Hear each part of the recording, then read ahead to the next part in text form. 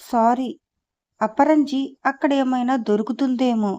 వారందరూ తిరిగారు. తెల్లటి దుస్తుల్లో కనిపించిన ప్రతి స్త్రీని పరీక్షగా చూశాడు. ఆమె దర్శనం కాలేదు. మన భ్రమ కాదు కదా. ఆమె రూపం శరత్ హృదయంలో చెరగని ముద్ర వేసింది. క్షణం మాత్రమే ఎత్తిన కళ్ళు చేపపిల్లల్లా అతన్ని ముందు కదిలాడాయి. స్నేహితులు వేళాకాలంతో ఆమెను గూర్చి ఆలోచన మాని ఇంటివైపు వెళ్ళాడు. అతను బస్సు దిగి ఇంటివైపు యాంత్రికంగా నడిచాడు. ఎలా ఉంది ఎగ్జిబిషన్? ఓహ్! చాలా బావుంది అన్నాడు. అప్పటికి గాని అతనికి గుర్తుకు రాలేదు. ఇల్లు చేరానని. ఎదురుగా నిల్చుంది తన చెల్లెలని. హమ్మయ్య! ఎన్నాళ్ళకి విన్నాను అన్నయ్య నీ నోట ఎగ్జిబిషన్ బావుందని. కిలకిలా నవ్వింది సుందరి. అమ్మ నిద్రపోయిందా? ఆ! పండగంటూ ఉదయం నుండి ఏవో దులుపుతూనే ఉంది. సాయంత్రం వరకు. ఆయాసం ఎక్కువయింది. డాక్టర్ వచ్చి రెస్ట్ అన్నాడు. రేపటి వంట తమరిదా సుందరి? ఇదిగో అన్నయ్య, అంతగా నా వంట తినాలని లేకపోతే హోటల్కు వెళ్ళు అన్నది గట్టిగా. ఎవరది? శాస్త్రి గారి కంఠం కంగుమంది. మేమే నాన్నా. వడ్డిస్తావా వడ్డించుకోవాలే? మెల్లగా అడిగాడు సుందరిని. పద వడ్డిస్తాను అన్నది. అన్నయ్య అక్కడేం తినలేదా? కల్తీ అంటూ సినిమా చూపారే అన్నాడు. కాళ్ళు చేతులు కడిగి తల్లిని చూసి వచ్చాడు. నిద్రమాత్ర ప్రభావమేమో నిద్రపోతుంది. చిన్నబోయిన ముఖంతో మంచం ప్రక్కన పడక కుర్చీలో కూర్చున్నాడు శాస్త్రిగారు. ఆయనకు ఇప్పుడేం చింతలేదు. 4 కొడుకులు 3 కూతుళ్ళైతే 5గురు జీవితంలో స్థిరపడ్డారు. ఇక శరత్ సుందరి మిగిలారు. సుందరి పెళ్లి ఎలా అన్నా చింతలేదు. డబ్బుంటే సంబంధాలు నిమిషాల మీద కుదురుతాయి. ఆ డబ్బు పుష్కలంగా ఉంది. ఎంఎస్సి అయితే శరత్ చదువు అయిపోతుంది. అతని విచారమల్లా భార్యను గూర్చే. ఆమె ఆరోగ్యం చాలా సున్నితమైనది.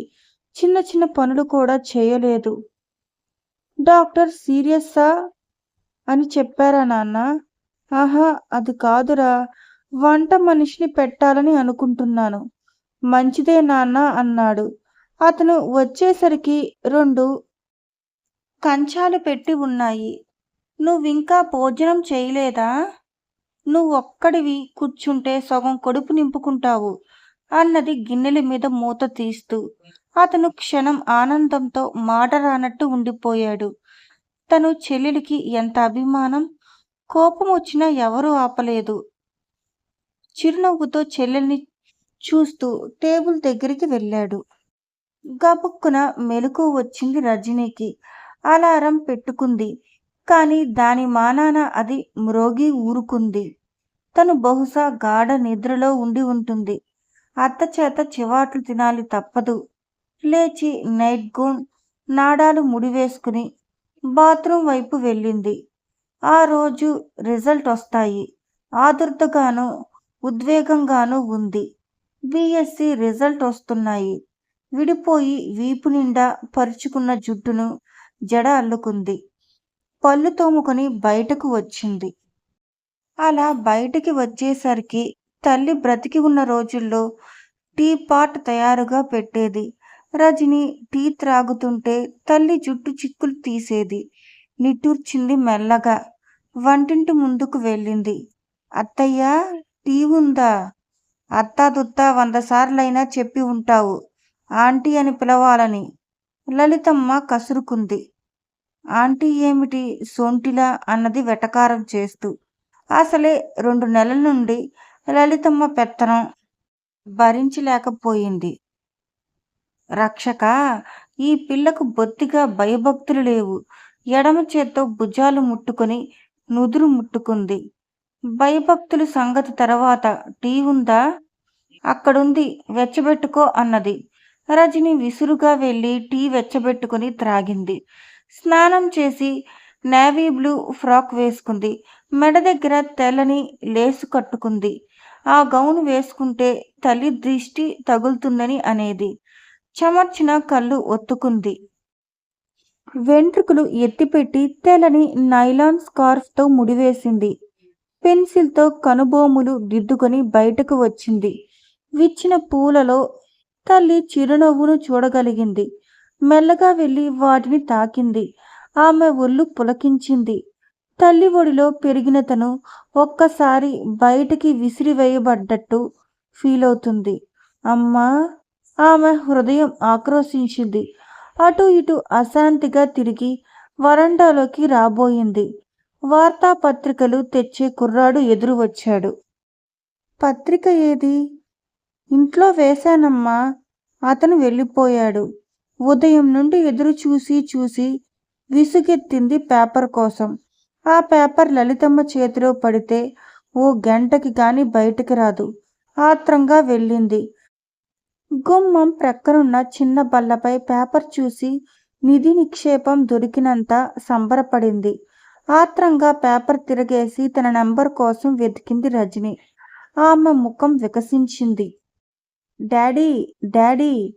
పరుగు పెట్టినట్టే ఆనందంతో ఆయన గదిలోకి వెళ్ళింది.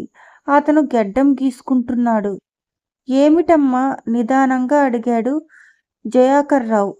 డాడీ, నేను నేను ఫస్ట్ క్లాస్లో పాస్ అయ్యాను డాడీ అన్నది వెనకగా వెళ్ళి అతని భుజాల చుట్టూ చేతులు వేసి. నిన్ననే ప్రేమ్ చెప్పాడు కదమ్మా. మృదువుగా ఆమె చేతులు విడిపించుకున్నాడు. అన్నయ్య నిన్ననే చెప్పాడా? అంత సంతోషవార్త నాకు చెప్పలేదేం డాడీ? నిలదీసింది. అతను తడబడ్డాడు. తన తడబాటు కనపడనీయకుండా చిన్నగా నవ్వాడు. రాత్రి వాడు వచ్చేసరికే నువ్వు నిద్రపోయావు. మళ్ళీ అటు తిరిగి నింపాదిగా గడ్డం గీసుకోసాగాడు అతను. డాడీ అన్నాడు శ్రద్ధగా గొంతు క్రింద గీస్తూ. మీరు చాలా మారిపోయారు.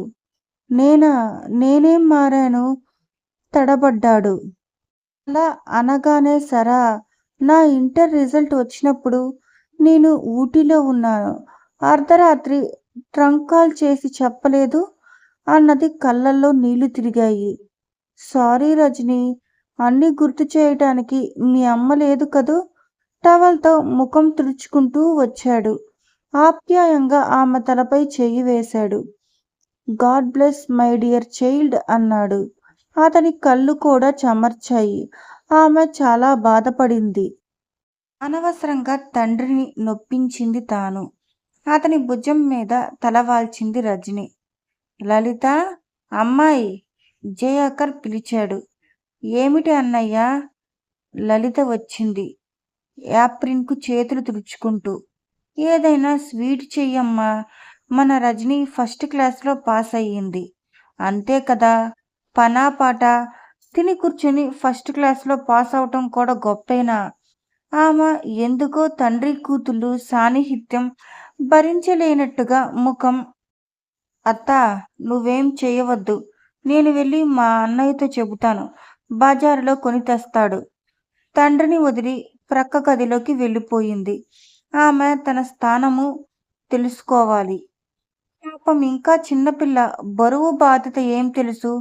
నువ్వు కాస్త ప్రేమగా జయాకర్ చెప్పబోయాడు. అందరి వంతు ప్రేమ నువ్వు చూపిస్తున్నావుగా. విసురుగా వెళ్ళిపోయింది. అతను నిట్టూర్చి బాత్రూం వైపు వెడుతున్నాడు. రజనీ నవ్వులు వినిపించాయి. అన్నయ్య, క్విక్, త్వరగా! లేవు. ఉండు రజనీ, ప్రేమ్ గొంతు అంది. రజనీ, నీకు మేనర్స్ అసలు తెలియవు. ఇది మా ప్రైవేట్ రూమ్. నువ్విలా రాకూడదు. క్లారా గొంతు అది. ప్రైవేటుగా రావాలా అన్నయ్య? ప్రొద్దున్నే మీ వదినతో గొడవ ఎందుకు? వెళ్ళి డ్రాయింగ్ రూమ్లో కూర్చో. 1/2 నిమిషంలో వస్తాను. అరగంటలో వచ్చినా ధన్యులమే. విసురుగా రజని బయటకు వచ్చింది. డ్రాయింగ్ రూమ్లోకి వెళ్ళింది. Jesus save the child. Jayakar కళ్ళు ఒత్తుకున్నాడు. అన్నయ్య, టీ! లలిత పిలిచింది. స్నానానికి వెళ్ళే అభిప్రాయం మార్చుకొని వంటి ఇంట్లోకి వెళ్ళాడు. ఈరోజు క్లారాను ఆసుపత్రికి తీసుకువెడతాను. ఎందుకు? నీకు రజనీ విషయము తప్ప ఎవరి విషయము పట్టదు. నడుము నొప్పి అంటుంది. మొదటి కాన్పు కదా లలిత. క్లారా నాకు పరాయిదా? జయాకర్ నొచ్చుకున్నాడు. జీవితంలో ఇలాంటి విషమ పరిస్థితి కూడా ఎదుర్కోవలసి ఉంటుందని ఊహించినైనా ఊహించలేదు. మౌనంగా టీ తాగి అతను స్నానానికి వెళ్ళాడు. అత్తయ్య, జాన్ రాలేదా? ప్రేమ్ కుమార్ లలితమ్మను అడిగాడు. రాలేదు నాయనా, ఈ పూట వస్తాడేమో అన్నది. దిగులుగా ఆమె కొడుకును గుర్చి విచారించేదే కాని కిలకిల నవ్వు వినిపించింది. ఎందుకే ఆ విరగబాటు? మండిపడింది రజనీని చూసి. అత్తా దుత్తా అంటూ అన్నయ్యను దబాయించవే? అది నా ఇష్టం, నా ఇల్లు, నా అల్లుడు. ఓహో, ఏం వివరంగా చెప్పావత్తా. ఒక్క విషయం గుర్తుంచుకో, మొదట నా అన్న అయ్యాక తరువాత నీ అల్లుడు. మర్చిపోకేం. బయట కలకలం వినరావటంతో వెళ్ళిపోయింది. జాన్ చెయ్యి పట్టుకుని తీసుకువస్తున్న ప్రేమ్. హాయ్ రజనీ, నీ అల్లరి తగ్గిందా? జాన్ నవ్వుతూ చేయి చాపాడు. ఆ చేతిలో తన చేతిని ఉంచింది. హాయ్ జాన్, నీ పోలీస్ ట్రైనింగ్ ఎలా ఉంది? నైస్ అన్నాడు ఆరాధన పూర్వకంగా ఆమె వంక చూస్తూ. జాన్, నేను ఫస్ట్ క్లాస్లో పాస్ అయ్యాను తెలుసా? కంగ్రాచ్యులేషన్స్.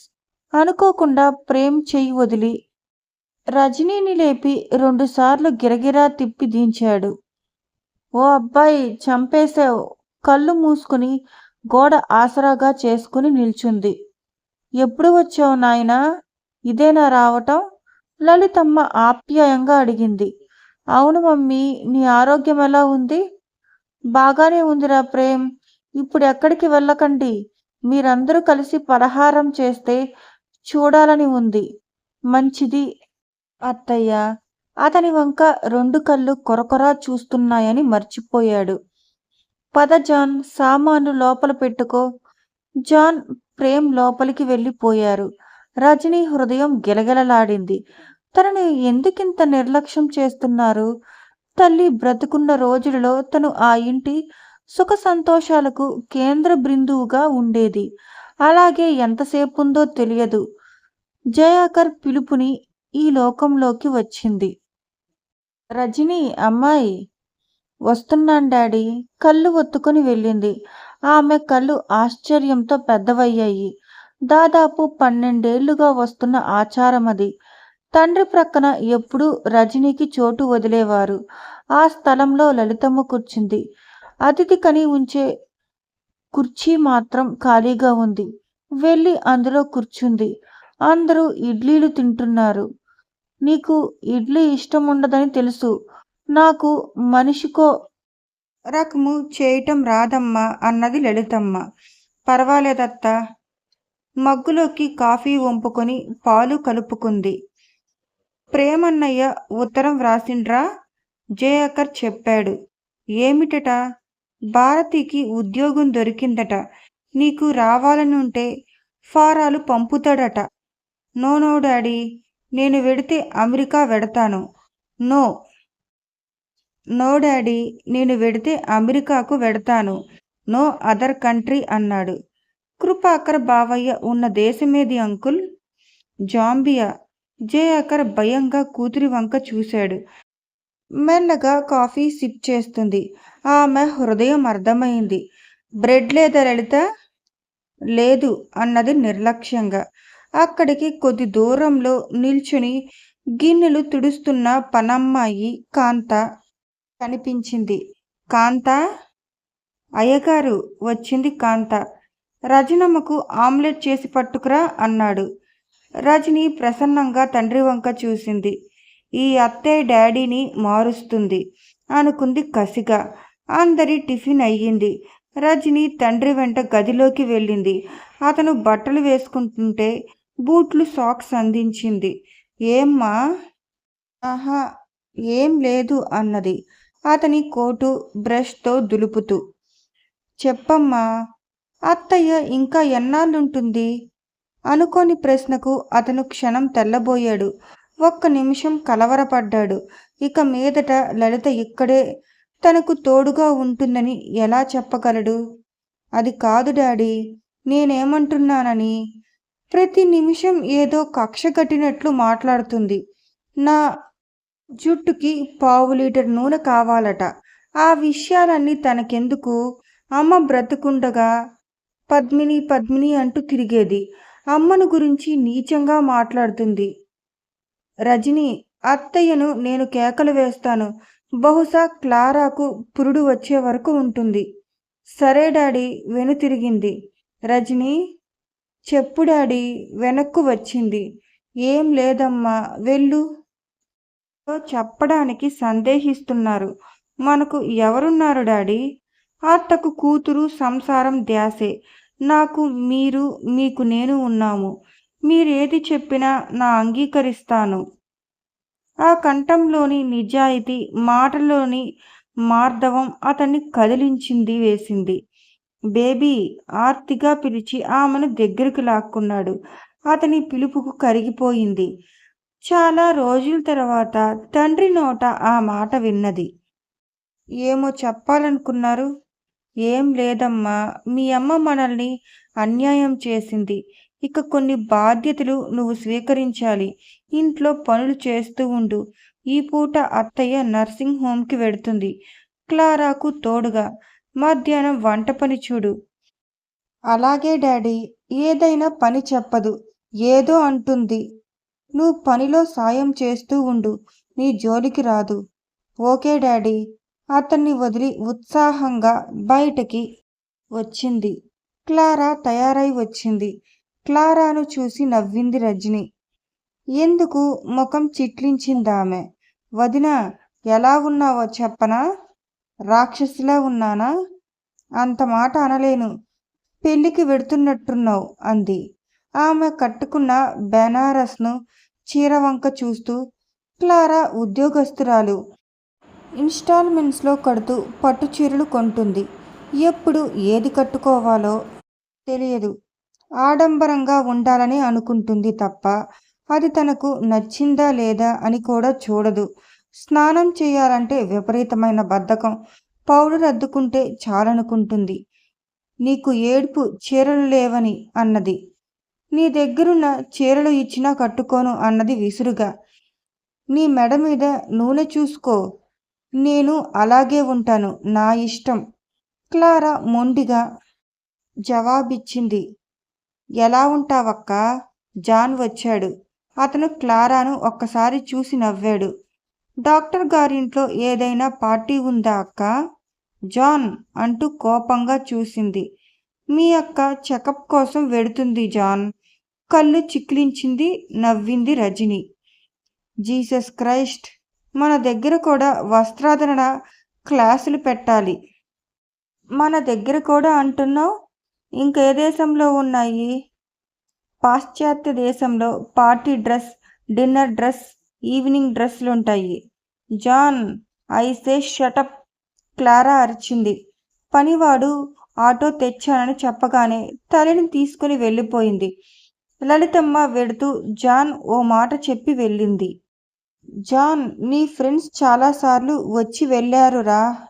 ముఖ్యంగా శరత్. మనం ఇక్కడికి షిఫ్ట్ చేశామని మొన్ననే తెలిసిందట. ఓ ఐసీ. డ్రెస్ వేసుకుని వెడతాను అన్నాడు జాన్. ఏమిటలా చూస్తావు? నువ్వెందుకలా నవ్వావు? మీ అమ్మ భయానికి. ఆమె చెప్పిన నీ స్నేహితులెవ్వరినీ నేను చూడలేదు. ఎప్పుడొచ్చారో. నువ్వింట్లో ఉండి నన్ను ఎక్కడ ప్రేమిస్తున్నావోనని భయము. అందుకే బయటికి పొమ్మని పరోక్షంగా హెచ్చరిక. జాన్ ముఖం ఎర్రగా మారిపోయింది. 2 నిమిషాల్లో మామూలుగా అయ్యాడు. ఆంటీ పోయినందువల్ల నువ్వు చాలా మారిపోయావు నెమ్మదిగా చెప్పాడు. నేను కాదు జాన్ మారిపోయింది, ఇంట్లో వారు. బేబీ బేబీ అంటూ ప్రాణం పెట్టేవారే పిలువటమే అరుదైపోయింది.